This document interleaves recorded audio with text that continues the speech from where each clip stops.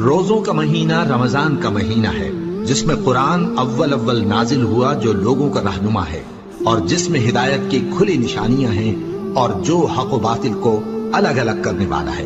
تو جو کوئی تم میں سے اس مہینے میں موجود ہو چاہیے کہ پورے مہینے کے روزے رکھے، اور جو بیمار ہو یا سفر میں ہو تو دوسرے دنوں میں روزے رکھ کر ان کا شمار پورا کر لے۔ اللہ تمہارے حق میں آسانی چاہتا ہے اور سختی نہیں چاہتا، اور یہ آسانی کا حکم اس لیے دیا گیا ہے کہ تم روزوں کا شمار پورا کر لو، اور اس احسان کے بدلے کہ اللہ نے تم کو ہدایت بخشی ہے تم اس کو بزرگی سے یاد کرو اور اس کا شکر کرو۔ اور اے پیغمبر، جب تم سے میرے بندے میرے بارے میں دریافت کریں تو انہیں معلوم ہو کہ میں تو تمہارے پاس ہی ہوں۔ جب کوئی پکارنے والا مجھے پکارتا ہے تو میں اس کی دعا قبول کرتا ہوں۔ تو ان کو چاہیے کہ میرے حکموں کو مانیں اور مجھ پر ایمان رکھیں تاکہ نیک رستہ پائیں۔